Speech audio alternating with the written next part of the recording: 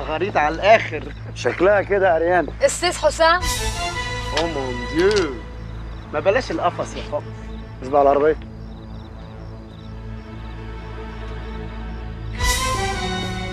افندم، في احكي معك موضوع كتير مهم. في احكي معك؟ طبعا فيكي تحكي معي، بس اتشرف بحضرتك. بس نقعد مع بعض ونحكي رح تعرف مين انا. سوري، ما بحبش المفاجآت وعندي شغل ومش عايز اتاخر على مواعيدي. بس مش اهم من شغلك مع دياب، مش هيك؟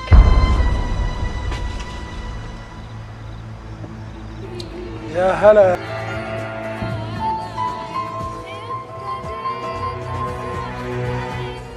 مش كل الناس محظوظين مثلك. وانت شايفه بقى ان انا حظي حلو؟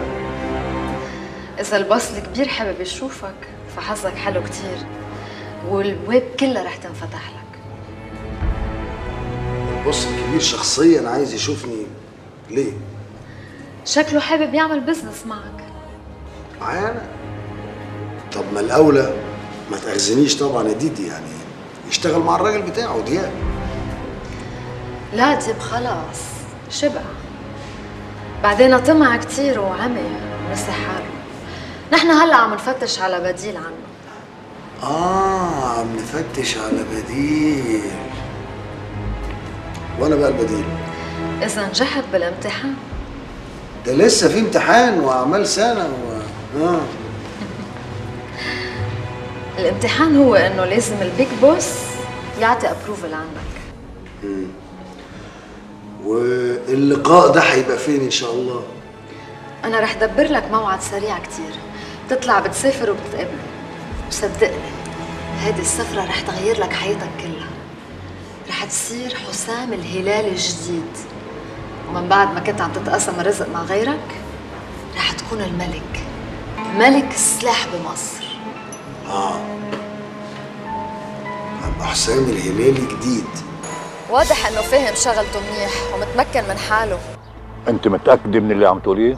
بعتقد انه هو افضل شخص ممكن ياخد محل دياب بمصر. رتبي لي موعد معه عندي بكرواتيا. اوكي، كونجراتيوليشنز، مبروك. انا شفت الموت بعيني يا ايمان. ما انا قلت لك خليكي قاعده معايا يا ماما. الحمد لله حضرتك قدر ولطف، وكويس قوي انها جت لحد كده.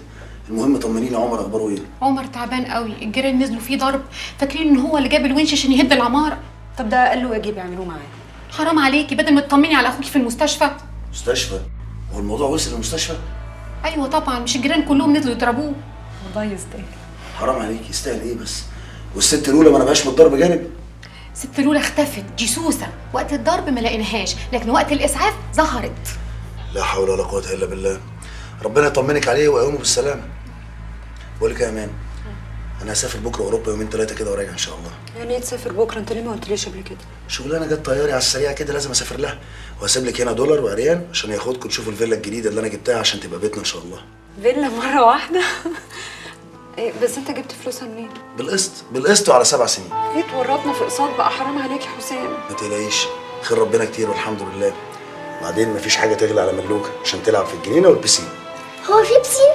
في بسين يا حبيبتي، في بسين يا غاليه، يا غاليه يا بنت الغاليه.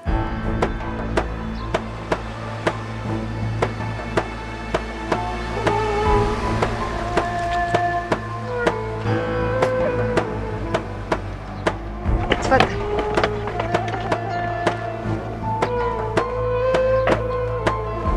من هنا تفضل.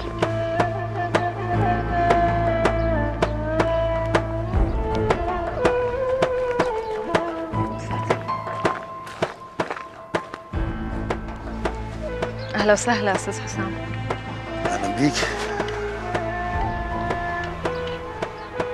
لا لا لا لا لا، ماليش فيك. لحظة عن اذنك.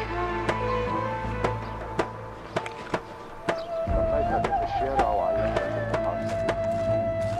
كنا معك تاكل، طعميتك ولبستك. شو اللي خليك تسرق؟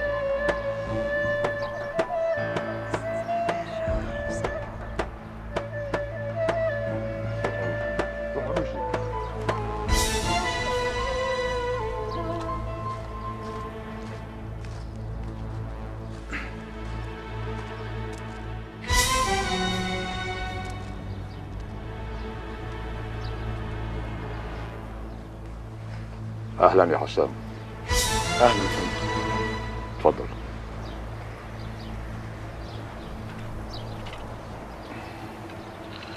للحقيقة سمعت عنك كتير اشياء، وهذا اللي خلاني اهتم اني اشوفك شخصيا.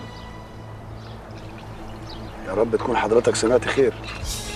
لحد هلا خير، انما اللي ممكن يكون من وجهة نظرك خير ممكن يكون من وجهة نظري شر، والعكس صحيح. صحيح، كل واحد ونيته يا مستر البير. وبناء على اللي سمعته بدي اياك تشتغل عندي، وبالتالي تترك دياب، وهيك بصير لك كيان خاص فيك. طيب مبدئيا يا مستر البير انا ما بشتغلش عند حد، انا ودياب شركاء مش بشتغل عنده. بس انت معنا رح تكسب كتير. انا مش عارف انتوا بتعملوا فيا ايه بالظبط، هو انتوا بتحلوا لي الدنيا وتطمعوني ولا بتمتحنوني ولا ايه؟ نحن بنعرف كل حكايتك مع ابن البطاش حسام. والله طالما بتعرفي كل حكايتي مع عبد البطاش يبقى اكيد تعرفي ان في بيني وبين ابن البطاش ديل، وانا كلمتي عقد. انت كيف قدرت تشتغل معه وبيناتكم دم وطار؟ والله يا انسه ديدي المصالح بتتصالح. والطمع فضيلي، وبعتقد اللي مثلك حابب يطلع لفوق حتى ما يبقى تحته يتدعوس بالاجرام. مش كل الناس تداس بالرجلين يا مستر البير، في ناس عضمها ناشف تيجي تدوسها برجليك رجليك تتقطم نصين. واسمح لي بقى طالما قررنا نلعب بوكر على المكشوف، انا ما عجبنيش الخمسه اللي انتوا دخلتوا عليا بيهم دول. هي تقول لي اتفضل وعاملين لي جو كده مش ولا بد لا مؤاخذه، وانت ماسك واحد عمال تبكس له ومسكوني من رقبته. ايه بتخوفوني يعني؟ بتهتوني؟ انا لا بخاف ولا بتهت وما باكلش من الكلام ده. اسمعني، تعرف انه اول مره واحد بيحكي معي بهالطريقه وما بزعل منه، وادعي لربك اني ما اكون غلطان. ولا مؤاخذه انت كمان اسمعني منيح يا مستر البير، انا لما جيت لك هنا جيت بكيفي مش غصب عني علشان اعرف نظامك ايه. وعرفت؟ عرفت. عارف يا مستر البير، اللي زي حضرتك زمان كانت شغلتي اقبض عليهم وارميهم لا مؤاخذه في السجن. هذا كان، وكان فعل ماضي. خلينا نحكي بالمستقبل، والمستقبل بيقول انك رح تشتغل عندي، يعني رح تشتغل عندي. حسام ما تشوف حالك علينا، انت منك ملاك غاطس بالغلط. غاطس بالغلط بكيفي لا مؤاخذه. حسام لوين رايح؟ المقابله انتهت. حسام حسام حسام لحظة لحظة من فضلك، ما تزعل من مستر البير، هو كان متعصب شوي، شفت المشكلة قدامك. بس بصراحة أنا كنت حابة أقول لك شيء كتير أثرت فيا هلأ. أول مرة بشوفه للزلمة متوتر هالقد. واضح إنه كان متوتر يا ديدي. شكلك أنت كمان متوتر، يمكن بدك شوية ريليف. بقول لك إيه، لو فكرت في الريليف أوعدك مش هلاقي أحسن منك، بس أنت جيتي لي متأخر. أنا راجل مرتبط ودقة قديمة وماليش في النوع ده من الغلط. ليه تجارة السلاح مش غلط؟ أنا قلت لك النوع ده من الغلط، ما هو الغلط أنواع. يعني اختصاصات الغلط. الله يفتح عليكي، الغلط اختصاصات. دعانك بالصح يا حسام، أنت كنت حتكون كتير حلو بالغلط. طب اخد تاكسي ولا هتوصليني في البلد اللي انا مش فاهم فيها حاجه دي؟ معقولة تاخد تاكسي ولو حياتي؟ تعال أنا بوصل. ما قلت لك ماليش في النوع ده من الغلط، اتفضلي.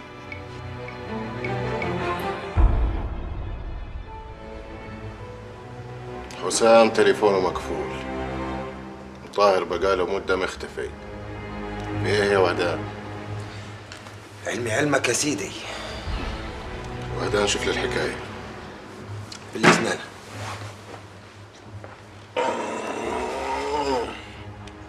مش هتكبر انت؟ مش هتكبر عاد وتساعد ابوك؟ ده انت من زمان وانت صغير. اديني حبة كمان حبة.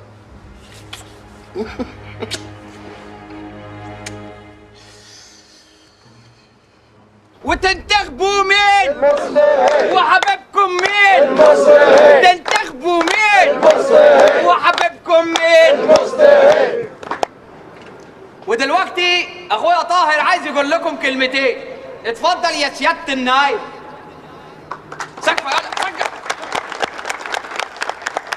شكرا شكرا شكرا شكرا يا اخواني، شكرا. انا عايز اقول لكم ان اني منكم وبيكم، ولازم تعرف ان طاهر المصطهي اكتر واحد ممكن يحس بمشاكلكم. ليه؟ لانني فلاح ابن فلاح ابن فلاح. فلاح الزان وانت ما عندكش ارض. ايه انت اللي بتقول كده يا شندويلي؟ ماشي ماشي يا شندويلي. طب ايه رايك انني عندي ارض واشتريتها من زمان 10 فدادين في الناحيه الجبليه، بس انا يا اخواني ما برضاش اقول الكلام ده عشان اراعي شعور الغلابه المنتنين اللي ما حلتهمش اللضا زيك كده يا شندويلي. يا سلام على الانسانيه. الله اكبر. تنتخبوا مين؟ المستهل. وحبيبكم مين؟ المستهل. تنتخبوا مين؟ المستهل. وحبيبكم مين؟ المستهل. ان شاء الله ان شاء الله لو انتخبتوني احل لكم كل مشاكلكم مع الجمعيه الزراعيه. لا مش بس كده، ده اني هبني لكم مستشفى والخير هيعم علينا كلنا. وساعتها هشكر كل اللي ادوني صوتهم، واللي ما ادونيش برضه هشكرهم، واللي ما ادونيش صوتهم هبقى عارفهم بالاسم يا شندويلي. واخد لي بالك؟ بالاسم، بس هبقى عارفهم عشان اسامحهم، لان اني قلبي كبير. واني بقالي 5 سنين بشتغل في الوحده الصحيه ولسه ما ثبتش. وانا كمان بقالي سنه شغال في جمبريه الميه ما ثبتش لحد الوقت ابدا. ايه هتتثبتوا؟